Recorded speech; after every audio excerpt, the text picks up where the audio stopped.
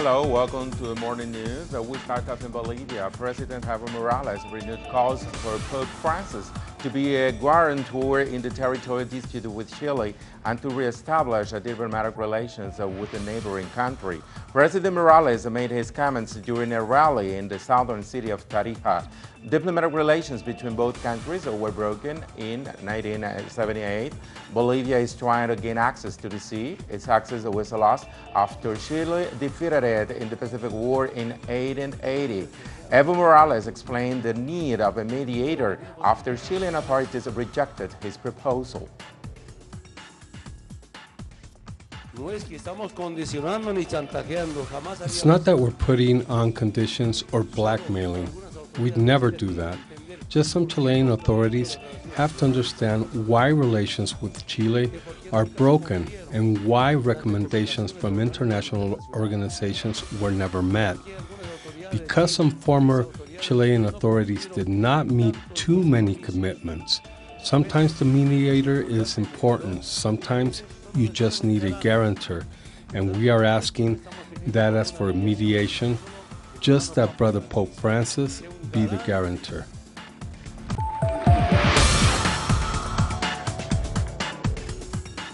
We continue in Latin American news. ASEAN, Pool, DEA, and other police around the world joined the manhunt for the most wanted drug lord, Joaquin El Chapo Guzman. A Mexican federal court has now issued an arrest warrant for extradition to the United States. This despite the government of President Enrique Peña Nieto has vowed not to extradite the head of the Sinaloa cartel in 300 years. Chapo Guzman's lawyers can appeal the decision, but first he needs to be captured. 3 weeks after escaping for a second time from a maximum security jail, his whereabouts are completely unknown. Still in Mexico, at least 23 people were killed after a truck lost its brakes and spun out of control in the state of Zacatecas. The truck hit pilgrims that were walking towards church.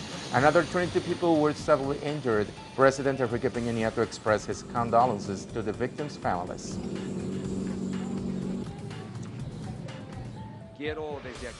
From here, I want to express my sincere condolences to those families who have unfortunately lost their lives in the tragic accident which happened yesterday at night in Mazapil municipality, Zacatecas.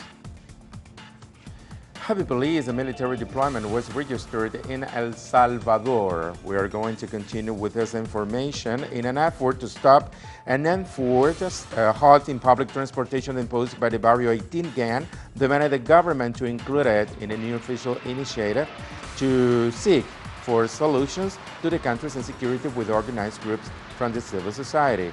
A new official initiative.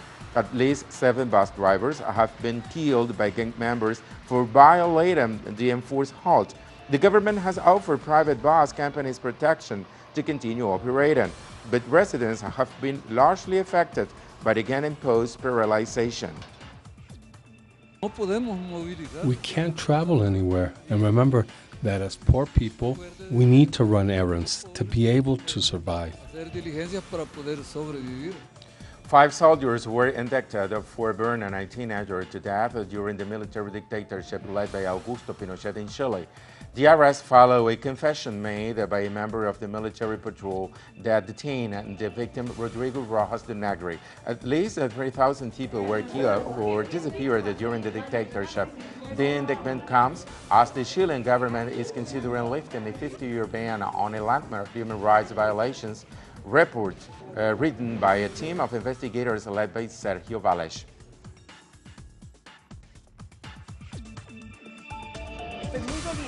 I've been really hurt by the last declarations of members of the government who said they weren't going to reveal the Valles report on human rights that has been classified for 50 years, saying it is to protect the victims. They're using us, the victims, again, to shield the perpetrators, the murderers. And now to Honduras. The opposition has criticized the government's decisions to militarize the national university-controlled student protest. They say it violates autonomy. Our correspondent Gerardo Torres has the story. In Honduras, the national university had previously only been militarized during the dictatorships, but for the last 2 weeks militarizing the campus has been the tactic of the current authorities to control student protests. We remember that in 2009 the rector was attacked by the police and military, and then she was a defender of university autonomy. But now that the students are protesting, she contradicts herself. Now she is calling the police and military to enter the university, destroying the autonomy. And students are calling for help because the only thing they want is dialogue. On social media, students have begun to share photos that show military officials registering students, which is prohibited by the Constitution that demands that the university is an area free of militarization. The political opposition will attempt to protect this right in Congress, while teachers show their concern. I think we should find a solution that doesn't involve the use of defense or security forces in the university campus. For several years, we have been discussing the limits of the autonomy. I remember that when I was a student in 1988, the military took me from the law school building, but in those days, there were no civil guarantees. It was an exceptional situation, but in normal situation, the university has its own private security. And they can only ask for the help of public security forces in cases of profound destruction of buildings or of disorder, and this hasn't happened. Meanwhile, the students on the militarized campus continue to protest, demanding more participation and less persecution. Gerardo Torres, Telesur, Central America.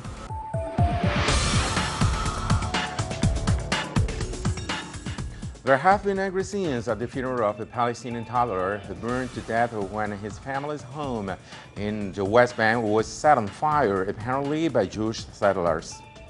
An 18-month-old Palestinian baby has been burned to death in the occupied West Bank by Jewish settlers who torched his home. His parents and his older brother were also seriously injured in the attack. Witnesses claim they saw masked Jewish settlers outside the home. They fled the scene as people responded to cries of help. The incident occurred in Duma, a small village near the city of Nablus. Nearby, there are at least 2 illegal Jewish settlements. Israeli officials condemned the attack and called it an act of terrorism. It is an ugly act that humankind has not experienced before except for the Jews under the Nazis. It is strange how a group of settlers supported by the soldiers of the Israeli occupation are spreading in all of the cities and the villages of the West Bank, threatening the security of Palestinian people and killing our babies. This clearly demonstrates that the soldiers of the occupation are supporting them, the settlers, to move freely around the West Bank to practice the killing and burning of the sons of Palestinian people.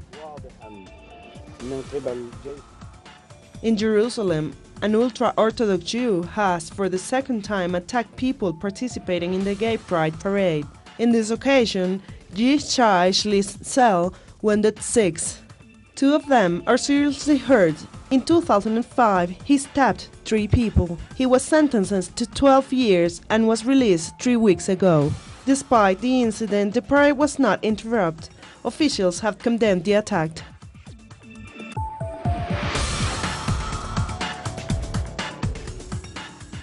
Brazil has announced it will deploy the largest security force in Olympic Games history. Some 85,000 personnel will be deployed, including 38,000 military troops, for the event next year. Officials also say the operation will be the largest in the country's history as well.